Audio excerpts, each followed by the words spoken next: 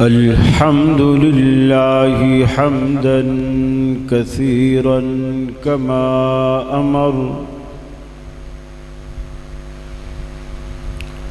ونشهد أن لا إله إلا الله وحده لا شريك له في الخلق وحده لا شريك له في الخلق والأمر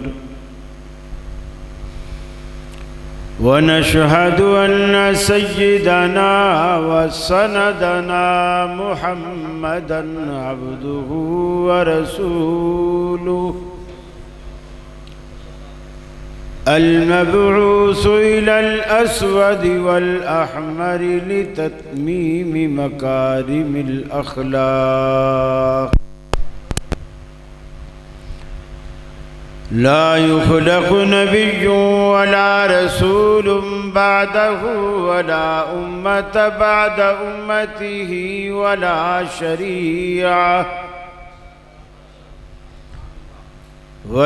شريعة بعد شريعته ولا كتاب بعد كتابه وصلى الله تعالى عليه وعلى آله وأصحابه الذين هم خلاصة العرب الذين هم مفاتيح الرحمة ومصابيح الغرل. أعوذ بالله السميع العليم من الشيطان الرجيم. بسم الله الرحمن الرحيم.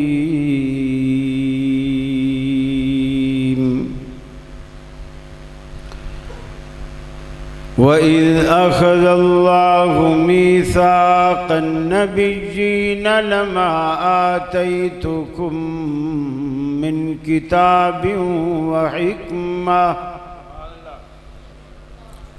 ثم جاءكم رسول مصدق لما معكم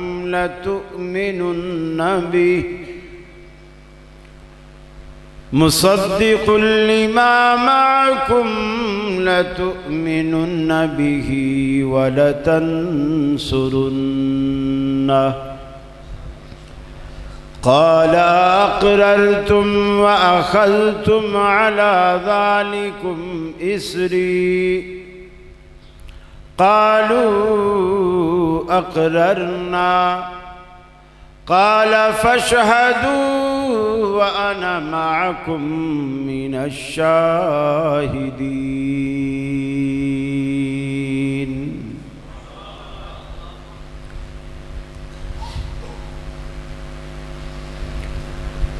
یہ مقصد ہے کہ دنیا سے جہالت دور ہو جائے،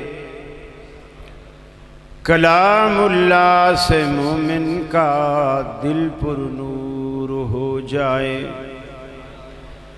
یا الہی جب تک کہ میرے جسم میں جان رہے، تجھ پہ صدقے تیرے محبوب پہ قربان رہے۔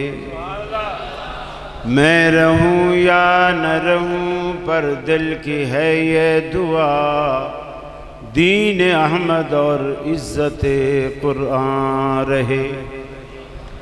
الہی ہم میں پھر وہ صدیق سا ایمان پیدا کر، عمر فاروق سا کوئی جری انسان پیدا کر، رگے تحریک کٹ جائے دم عثمان پیدا کر، علی المرتضیٰ شیر خدا کی آن پیدا کر۔ واجب الاحترام علماء کرام، صدر مجلس محترم علامہ مولانا عبدالغفور صاحب، محتمم جامعہ حاضہ، ہمارے بھائی محترم فیصل افضل شیخ صاحب، بھائی مظہر صاحب، جو نام مجھے آتے ہیں میں وہی لے رہا ہوں، اور اس دستگاہ کے میرے اہل توحید مسلم بھائیوں، میری مسلم ماؤں بہنوں بیٹیوں، اساتذہ، طلبہ، زعماء، خطباء، علماء، سب کی خدمت میں اس عاجز کا سلام پہنچے۔ ربیع الاول کا مہینہ ہے،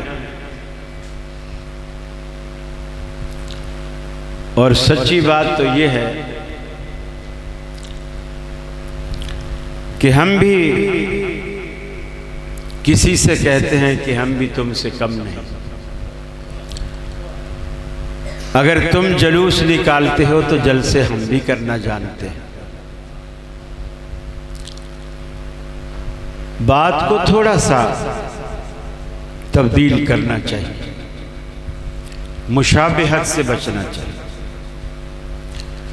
نبی رحمت صلی اللہ علیہ وسلم کی محبت کسی موسم کی، کسی سیزن کی، کسی تہوار کی محتاج نہیں ہے۔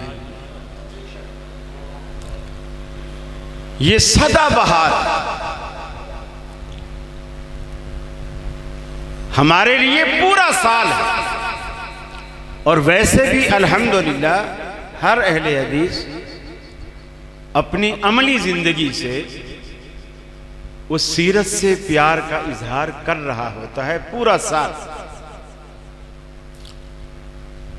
یہ جو ہم اشتہار لکھتے ہیں نا کہ سیرت النبی صلی اللہ علیہ وسلم، اس سیرت النبی کا سیدھا سادہ مطلب یہ ہوتا ہے کہ زندگی گزارنے کا نبوی سلیقہ۔ نبی مکرم نے زندگی کیسے گزاری یا گزارنے کا کیا طریقہ اور سلیقہ سکھایا، اسی کا نام سیرت ہے۔ کچھ باتیں ہیں جو ہمیں دوسروں سے ممتاز کرتی ہیں، جو دوسروں میں نہیں ہے، آپ میں ہیں، وہ ہمیں ممتاز کرتی ہے۔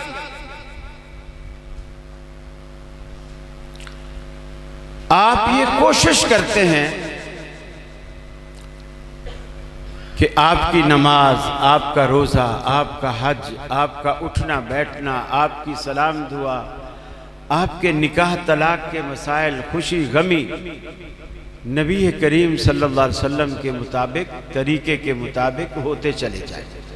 یہ ہماری کوشش ہے۔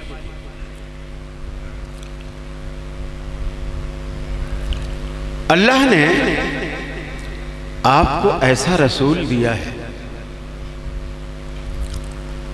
ایسا پیشوا دیا ہے، جس کی عظمت اور شان کا یہ عالم ہے کہ دنیا میں جتنے بھی انبیاء آئے، ان کی سیرت کو، ان کی زندگی کو اللہ نے ان کی ولادت سے، ان کی پیدائش سے بیان کیا۔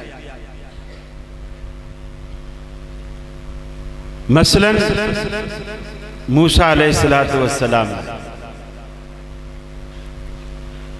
فرمایا وَأَوْحَيْنَا إِلَىٰ أُمِّ مُوسَىٰ،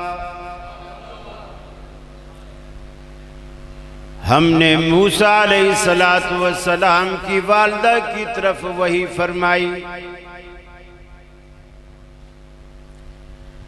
ان ارضعیہ فَإِذَا خِفْتِ عَلَيْهِ فَأَلْقِيهِ فِي الْيَمِّ، آپ اپنی گود میں لیٹے بچے کو دودھ پلاتی رہیے، البتہ فرعون کی فوجیں جب تجھ سے بچہ چھیننے آئے، ان کو جب علم ہو اس بچے کا، ایک تدبیر پہلے سے کر کے رکھ تاکہ اس وقت دیر نہ ہو۔ ایک لکڑی کا بکسا بنا لیجئے بچے کے سائز کا، آپ گھر میں چھپ کے بچے کی پرورش کرتے رہیے، دودھ پلاتی رہیے۔ جس دن دشمن کی فوجیں تمہارے دروازے پر دستک دیں، پھر آفاقی ہدایت کے عین مطابق اس بچے کو لکڑی کے بکس میں ڈالو، اپنے گھر کے باہر بہتے دریا کی موجوں کے حوالے کر دو۔ دریا کی موجوں کے حوالے کرنا تمہارا کام، فرعون کی گود میں کھلانا اور پلانا میرا کام۔ موسیٰ علیہ السلام کی والدہ نے آفاق کی ہدایت کے عین مطابق بکسا بنایا۔ جب فوج نے دستک دی، بکسے میں اپنے لختے جگر نور نظر کو ڈالا اور دریا کی موجوں کے حوالے کر دیا، لیکن ماں کی مامتا ہے، صبر نہیں آتا۔ دودھ پیتے بچے کو دریا کے حوالے کر دیا۔ صندوق بہتا گیا، فرعون کے محل کے پاس گیا،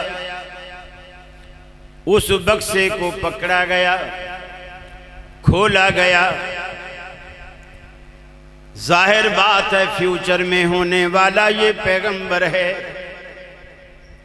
چہرے سے نبوت کی یقیناً کرنیں پھوٹتی ہوں گی۔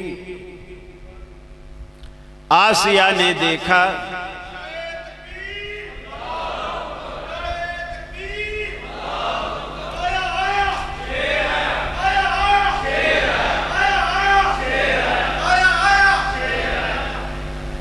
اہلاً و سہلاً، بس بس بس میں نے کچھ بولن دیو۔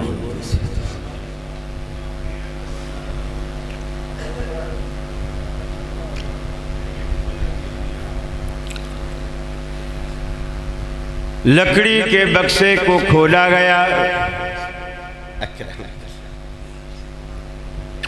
بہت شکریہ، بہت شکریہ، اللہ کا بڑا کرم۔ لکڑی کے بکسے کو کھولا گیا،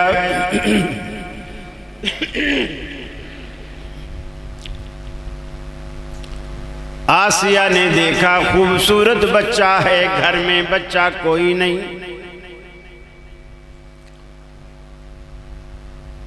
جس بچے کو قتل کروانے کے لیے فرعون نے بنی اسرائیل کے 99,000 بچے قتل کروائے، وہ بچہ اللہ نے فرعون کے گھر میں پہنچا دیا۔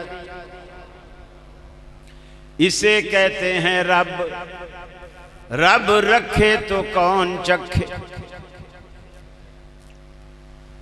اور اللہ رب العالمین کی حکمت عملی دیکھیے،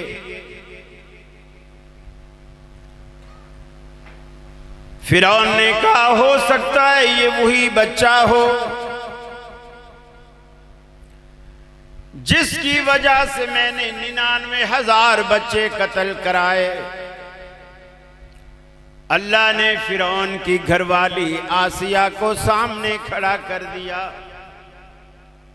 کیوں ایسا کیوں کیا کہ دنیا میں جتنے بڑے لوگ ہیں نا، یہ بیگمات سے بڑے ہی ڈرتے، بڑے ڈرتے۔ دنیا کی مانے یا نہ مانے، بیگمات کی نہیں ٹال سکتے۔ اگر آپ کو یقین نہیں آتا میری بات کے، محترم پسروری صاحب سے پوچھ لیجیے۔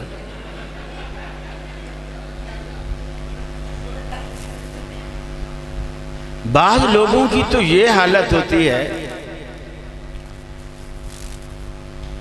کہ ایک بندے کو اس کے دوستوں نے بڑا تپایا، یار تو رن مرید بنا ہوا، باہر اتنا بولتا ہے، گھر میں تیری آواز ہی نہیں نکلتی۔ یہ دیکھو دیکھو کون آیا، شیر آیا، شیر آیا، یہ نعرہ کبھی ان کے گھر میں لگتا دیکھا ہے؟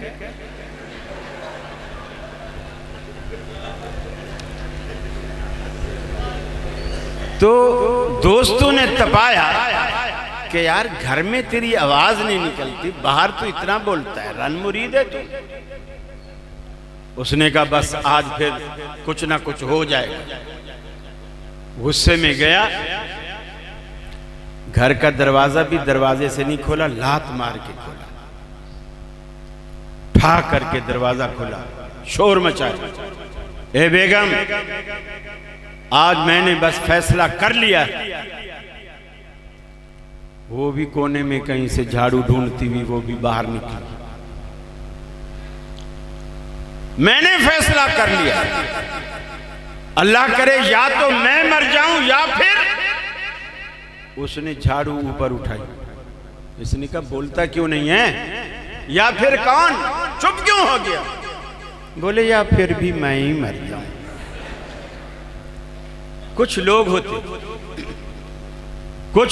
ہوتے اللہ نے فرعون کے مقابلے میں اس کی بیوی آسیہ کو کھڑا کیا۔ اب اس بچے کو ہاتھ لگا کے دکھا، اس بچے کو ہاتھ لگا کے دکھا۔ فرعون چپ ہو گئے، پالا شاہی خرچے پر۔ اب موسیٰ علیہ السلام کی ماں ہے، ماں کی ایک مامتا ہے، اللہ سے کہتی ہے یا اللہ مجھے اس پر تو شک نہیں ہے کہ تو میرے بچے کی حفاظت نہیں کرے گا، لیکن میں اپنی مامتا کو ٹھنڈا کیسے کروں، کیسے ٹھنڈا کروں؟ فرمایا اے موسیٰ علیہ السلام کی ماں گھبرانے کی کوئی بات نہیں، لا تخافی ولا تحزنی انا رادوہ الیک۔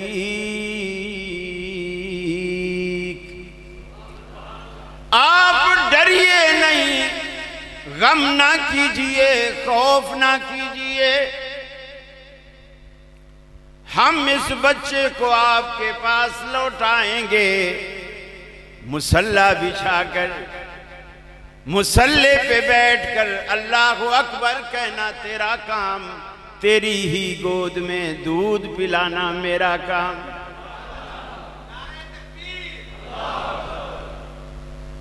موسیٰ علیہ السلام کی ولادت کا تذکرہ کیا رب العالمین نے تو اس کی پیدائش سے، حضرت عیسیٰ علیہ السلام کا رب العالمین نے قرآن پاک میں تذکرہ کیا تو ان کی ولادت سے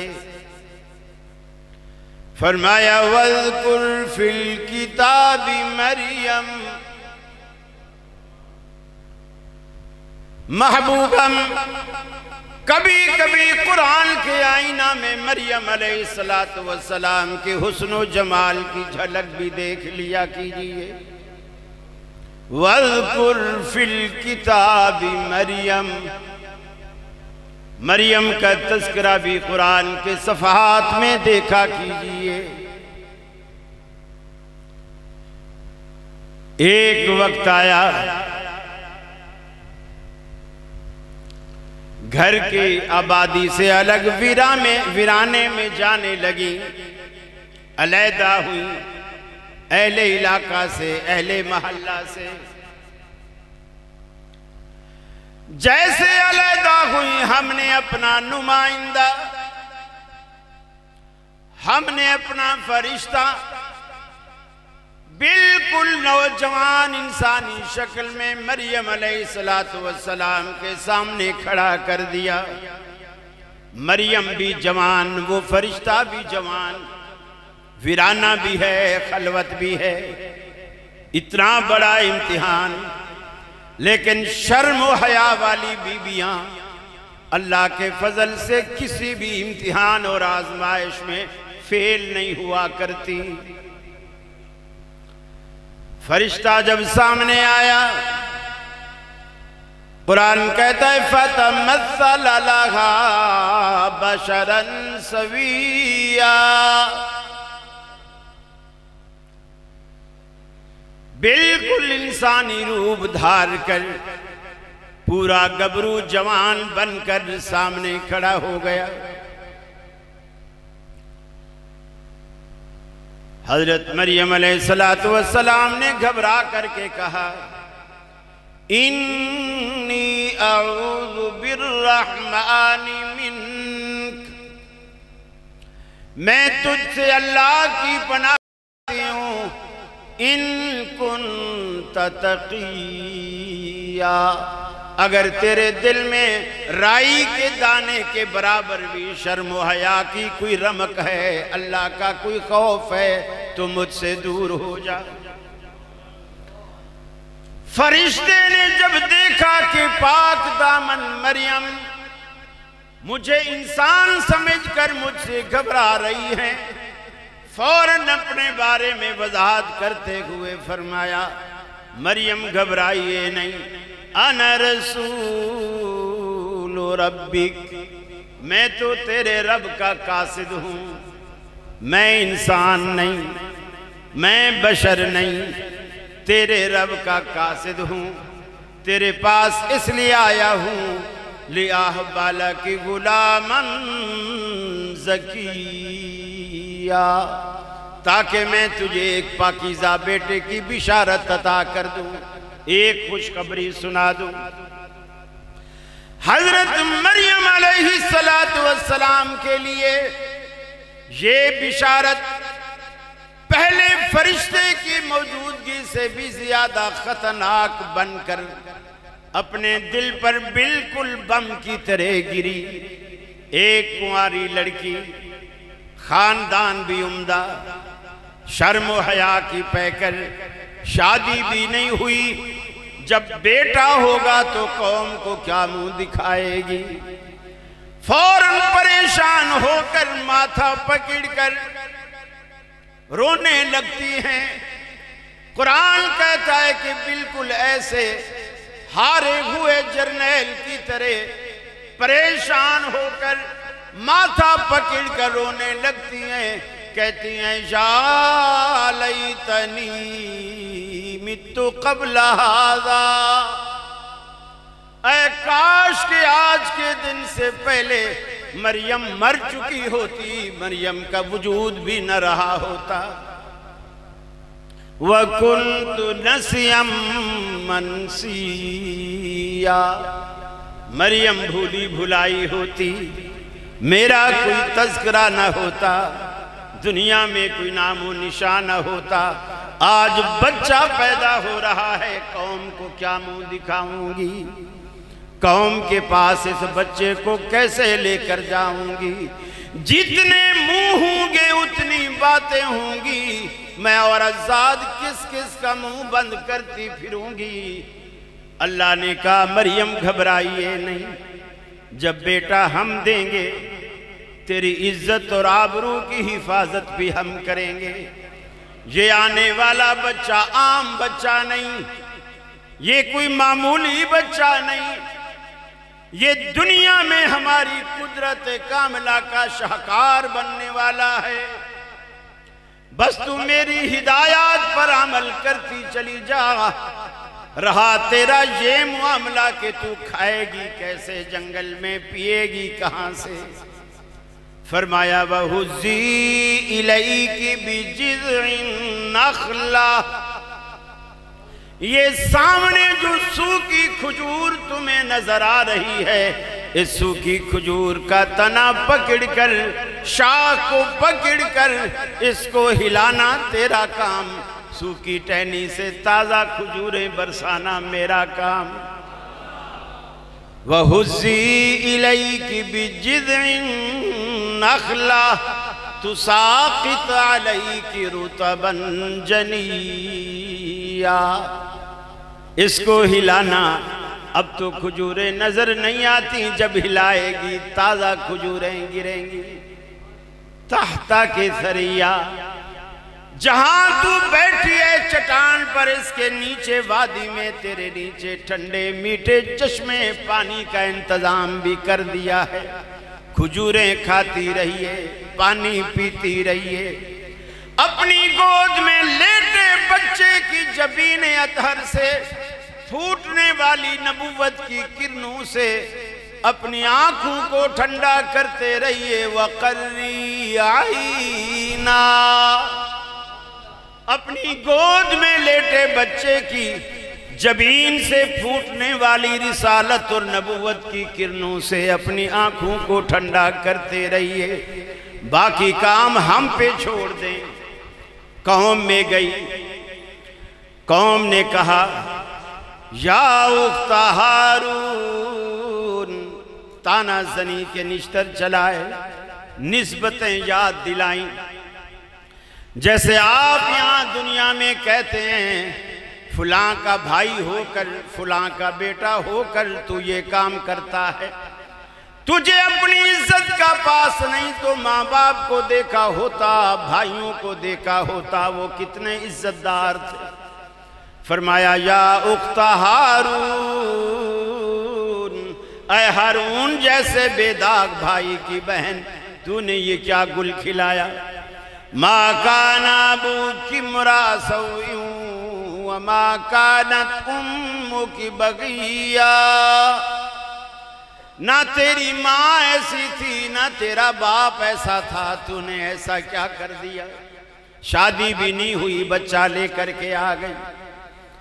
حیا والی بیٹیوں پر یہ جملے تیر و تلوار سے، نیزوں سے بھی زیادہ سخت گزرتے ہیں۔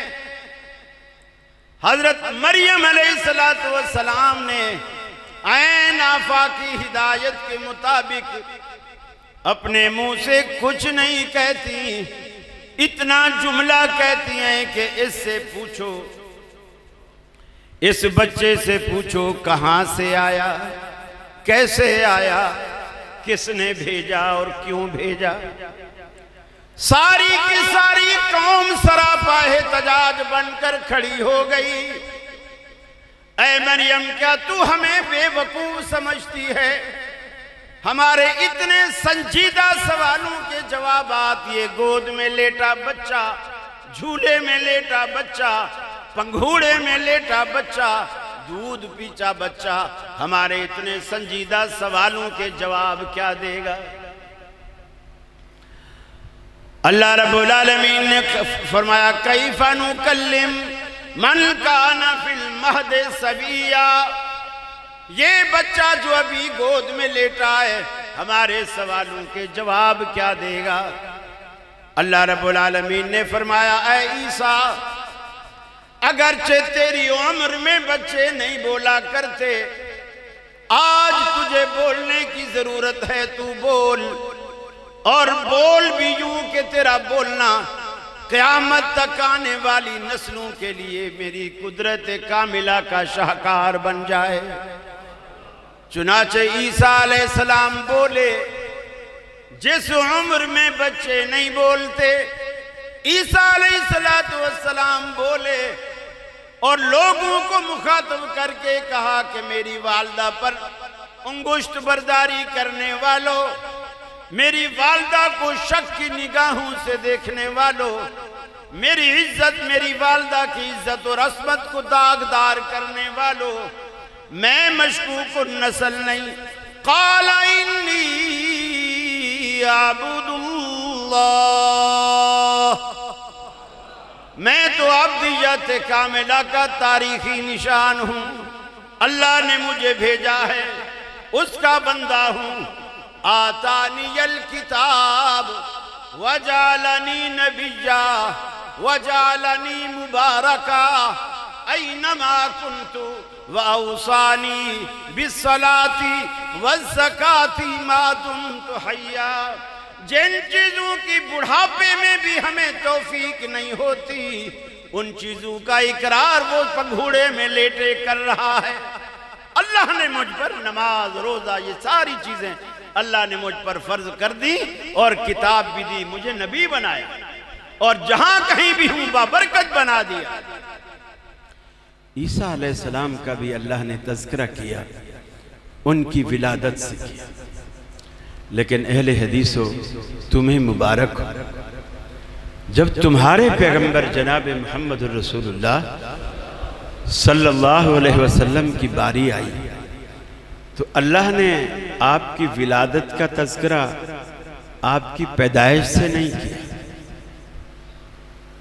آپ کی اماں سے آپ کا تذکرہ نہیں کیا۔ یہ امتیاز ہے، رسول اللہ کا یہ امتیاز ہے۔ چنانچہ قرآن کہتا ہے، فرمایا وَإِذْ أَخَذَ اللَّهُ مِيثَاقَ النَّبِيِّينَ لَمَا آتَيْتُكُم مِّن كِتَابٍ وَحِكْمَةٍ۔ وہ وقت یاد کرو جب اللہ رب العالمین نے تمام انبیاء کی روحوں کا عالم ارواح میں دنیا کے معرض وجود میں آنے سے پہلے سورج اور چاند کے وجود سے بھی پہلے حتیٰ کہ آدم علیہ السلام بھی ابھی آب و گل میں موجود تھے، اس وقت اللہ رب العالمین نے تمام انبیاء کی روحوں کو جمع کیا، کوئی غیر پیغمبر اس اجتماع میں نہیں۔ ان انبیاء کی روحوں سے رب العالمین نے خطاب فرمایا، اور خطاب فرماتے ہوئے رب العالمین نے ارشاد فرمایا، میں تمہیں دنیا میں بھیجوں گا لما آتیتکم من کتاب وحکمہ، میں تمہیں دنیا میں بھیجوں گا، تمہارے سروں پر رسالت اور نبوت کا تاج بھی رکھوں گا، علم و حکمت سے نوازوں گا، تورات انجیل زبور بھی عطا کروں گا، لیکن تمہارے ہوتے ہوئے تمہاری موجودگی میں ثم جاءکم رسول مصدق لما معکم، ہمارا آخری تاجدار اگر تمہاری زندگی میں آ جائے جو تمہاری تصدیقیں بھی کرتا ہوگا، اس وقت تمہاری ذمہ داری کیا ہوگی؟ لَتُؤْمِنُنَّ بِهِ وَلَتَنْصُرُنَّهُ، تم ضرور بھی ضرور اس کے ساتھ ایمان بھی لاؤ گے، اس کے ساتھ نصرت و تائید بھی کرو گے۔ ساری دنیا کے پیغمبروں کے تذکرے ان کی ماں سے شروع ہوئے، اہل حدیثوں کے پیشوا کا تذکرہ رب العالمین نے دنیا کے وجود میں آنے سے بھی پہلے شروع کیا۔ یہ آپ کے پیغمبر کی شان ہے۔ تمام انبیاء سے کہا تم نبی تو کہلاؤ گے لیکن سابقہ، تمہاری کتابیں آسمانی کتابیں تو کہلائیں گی لیکن سابقہ، اس رسول کے آنے کے بعد تم اس کی نصرت و تائید کرو گے۔ اللہ نے یہ قرارداد پیغمبروں کے اجتماع میں پیش کرنے کے بعد ان سے سوال کیا، قال اقررتم، ارے کیا تم نے یہ قرارداد مان لی؟ قالوا اقررنا، تمام انبیاء نے کہا الہ العالمین بالکل ہم مان گئے، ہمیں یہ منظور ہے۔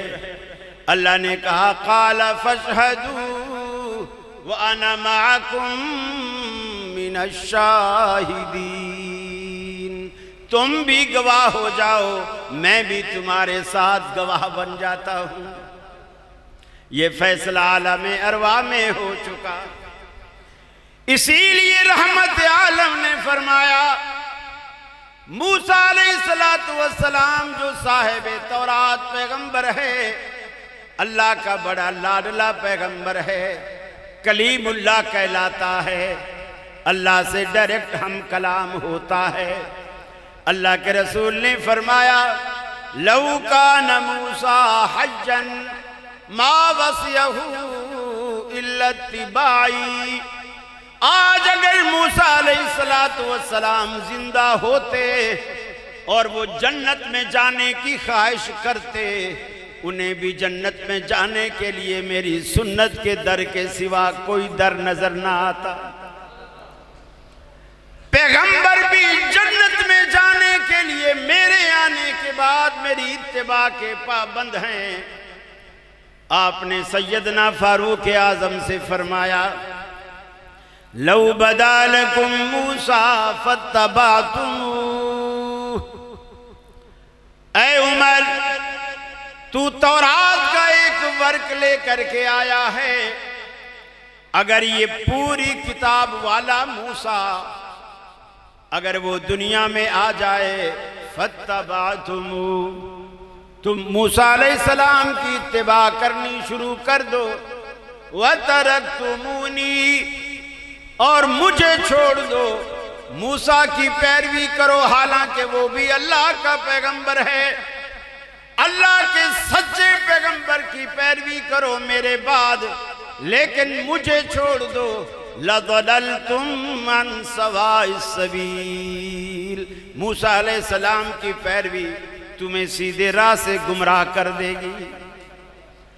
پوری دنیا کے لیے رب العالمین نے سوال اٹھایا، گھروں میں جا کر کے سوچئے، جب اللہ کے سچے پیغمبر کی پیروی محمد عربی کے آنے کے بعد ہدایت کی بجائے گمراہی دے سکتی ہے، تو کسی امتی کی پیروی نبی مکرم کے بعد ہدایت کا سبب کیسے بنے گی؟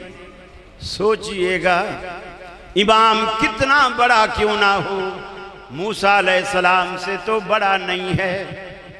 جب موسیٰ علیہ السلام کی پیروی آپ کے آنے کے بعد گمراہی کا باعث ہے، میرے بھائیوں، چونکہ پسروری صاحب بیٹھے ہوئے ہیں، میں نہیں چاہتا کہ میں آپ کے اور حضرت پسروری صاحب کے درمیان زیادہ دیر حائل ہوں، بس آخری حدیث سنا کر میں اپنی بات کو ختم کروں گا کہ رسول اکرم صلی اللہ علیہ وسلم نے فرمایا کہ یہ ہمارا عقیدہ بھی اس سے ظاہر ہوتا ہے اور نبی کی شان بھی اس سے ظاہر ہے۔ آپ نے فرمایا میں لیٹا ہوا تھا، آسمان سے دو فرشتے اترے، ایک فرشتے کے ہاتھ میں ترازو تھا، ایک خالی ہاتھ۔ جو ترازو والا فرشتہ تھا وہ آسمان اور زمین کے درمیان آ کے رک گیا، معلق ہو گیا، اور جو خالی ہاتھ والا تھا وہ میرے پاس نیچے آ گیا۔ اوپر والے فرشتے نے نیچے والے سے پوچھا کہ جس ہستی کے پاس ہمیں بھیجا گیا ہے وہ یہی ہستی ہے؟ نیچے والے نے کہا ہاں وہ یہی ہے۔ فرمایا کہ نیچے والے فرشتے کو اوپر والے نے کہا، یعنی میرے بارے میں، رسول اللہ کے بارے میں، کہ ان کو ترازو کے ایک پلڑے میں رکھو۔ مجھے رکھا گیا، دوسرے پلڑے میں کسی اور کو رکھا گیا، حدیث میں اس کا کوئی نام نہیں، لیکن فرمایا جب اوپر والے فرشتے نے ترازو کا وہ دستہ پکڑ کر اس کو اٹھایا تو میرا پلڑا تو ہلا ہی نہیں اور دوسرا پلڑا فوراً اٹھ گیا، یعنی وہ میرے مقابلے میں بے وزن تھا، ہلکا تھا۔ اب اوپر والے فرشتے نے پھر نیچے والے فرشتے زنہو بعشرن سے 10 کے مقابلے میں تولو، مجھے 10 کے مقابلے میں تولا گیا، پھر بھی میرا پلڑا بھاری رہا۔ اوپر والے فرشتے نے کہا زنہو بمیاتن، اسے 100 کے مقابلے میں تولو، مجھے 100 کے مقابلے میں تولا گیا، پھر بھی میرا پلڑا بھاری رہا۔ اوپر والے فرشتے نے کہا زنہو بألفن، اسے 1000 کے مقابلے میں تولو، فرمایا پھر بھی میرا پلڑا بھاری رہا۔ اب نیچے والے فرشتے نے اوپر والے فرشتے سے کہا ارے بھائی تو کس ہستی کا وزن کن لوگوں کے ساتھ کراتا ہے، کبھی 1 کے مقابلے میں، کبھی 10 کے مقابلے میں، کبھی 100 کے مقابلے میں، کبھی 1000 کے مقابلے میں۔